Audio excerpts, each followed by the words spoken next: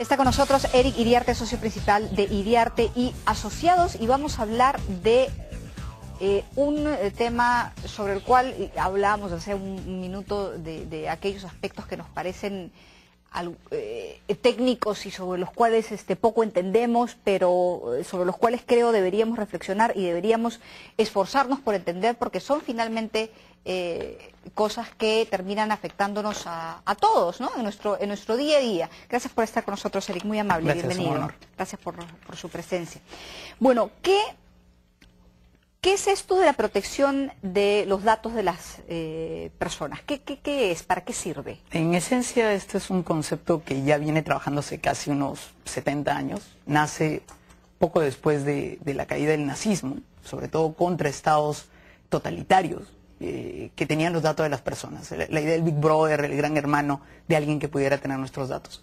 Es una corriente europea que se ha ido formando con el transcurrir de los años y que ahora en América Latina está tomando una forma, una regulación para hacer un equilibrio entre el acceso a la información pública, por un lado, y la protección de datos personales, más en una sociedad de la información. Hace unos instantes hablabas de la necesidad de tener la libertad de expresión. La libertad de expresión también puede significar que tus datos estén libremente. Cualquiera puede colocar su tendencia política, su filiación religiosa, su opción sexual. Estos son datos sensibles, por ejemplo, que si alguien los colocara de una manera tabulada, una base de datos, pudieran censurarte por eso. En algunos países ya se coloca que por tener determinada tendencia sexual o política o porque lo dijeron, se les bloquea. Más fácil con sistemas de internet, sistemas de sociedad de la información. Si a esto le añades call centers, les añades envío de spam, envío de información por celulares, pues la escena se nos vuelve sumamente compleja. Estamos hablando de historias clínicas, estamos hablando de interoperabilidad para gobierno electrónico, de puestos de empleo para call centers. De hecho, APECO, que es la Asociación Peruana de las entidades que ven call centers y servicios de este tipo, pues ha sido de las mayores propulsoras porque son puestos de empleo también para la gente. ¿Qué es lo que se puede conocer y qué es lo que no se puede conocer? ¿Cuál es el límite? Porque establecer ese límite es muy complicado. O sea, la información en aras de la transparencia sirve, por ejemplo, en el caso de las centrales de riesgo. Sí. Nadie quiere estar en una central de riesgo, pero eso visto desde el punto de vista, viendo el vaso medio lleno, medio vacío. Viendo el vaso medio lleno, yo quisiera estar en una central de riesgo, pero con una calificación AAA. Es decir, que diga, Jimena paga sus deudas, paga sus impuestos, es una persona a la cual se le puede prestar, es una persona confiable. Entonces, estar en una central de riesgo no es malo. Lo importante es que mi nota en la central de riesgo sea buena. Pero hay algunos aspectos que, digamos, tienen que ser evaluados. ¿Es o no conveniente que determinada información, por seguridad, esté o no en una central de riesgo? Me imagino que ahí hay una evaluación que se hace. En el caso de esta ley, porque hay que decirlo, se aprobó un dictamen de proyecto de ley de protección de datos personales en el Perú, en el Congreso de la República. ¿Qué es lo que se toma en cuenta? ¿Cómo es que se delimita eso? La primera limitación es devolverte a ti el derecho sobre tus datos. Entonces eres tú quien autoriza qué datos tuyos están o no están. Sea porque firmaste un contrato y en eso indica que con la empresa que estás firmando el contrato vas a entregarles tus datos, incluyendo, por ejemplo, con las empresas bancarias, estos datos sobre tu perfil financiero. Pero también implica que tienes derechos para revocar los datos cuando los datos son incorrectos, cuando los datos no están adecuadamente utilizados o cuando los datos ya caducaron. ¿Qué es lo que está ocurriendo en unos procesos de sociedad de la información? ¿Cómo saco mi información de Internet? ¿Cómo saco que mi perfil en Facebook ya no lo quiero tener? ¿Cómo hago que los procesos de información puedan servirme para desarrollar un negocio? Los call centers, que son parte de este modelo de negocio, también se incluyen en el tema de cloud computing, que son la posibilidad de que puedan las empresas mandar su información. El esquema que se está colocando en Perú es un esquema pionero, en el cual la responsabilidad para poder transferir los datos afuera va a estar en las empresas nacionales. Esto va a implicar una revolución para lo que es industria de tecnología y industria de servicios. Todo previa aprobación del usuario, finalmente el usuario, el individuo, pero esto también va a afectar al ciudadano como tal, porque no es solamente para las empresas privadas, sino también para las entidades públicas. Claro. Pero hay datos, por ejemplo, que sirven, y sirven mucho. Por ejemplo, datos buenos que me sirven para ser sujetos de crédito. ¿Qué pasa si yo no quiero que esos datos sean...? En primer lugar, tú no tendrías que haber estado dentro del sistema en el cual tú tienes que entregar tus datos.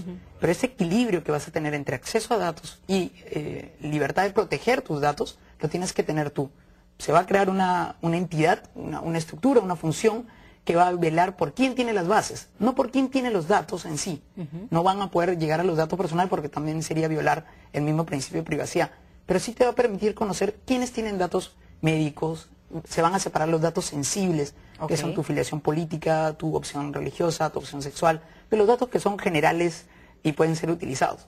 Pero a veces datos generales como tu número de IP, tu correo electrónico y tu nombre pueden terminar generando un perfil tuyo.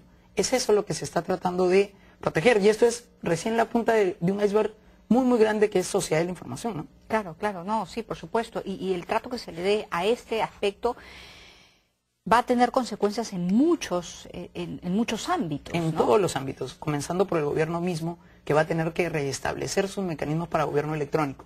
Si no puede interoperar, traspasar los datos, no va a poder funcionar. Pongamos un ejemplo de algo bueno que podría ocurrir y algo no tan bueno, dependiendo de cómo es que se enfoque también o cómo es que uno perciba la aprobación del proyecto. Lo mejor que puede ocurrir es que un ciudadano puede ir a un organismo público para iniciar un trámite y no tiene que pasar por cualquier otra entidad porque ya tiene todos los datos del Estado procesados y protegidos dentro de un sistema cerrado.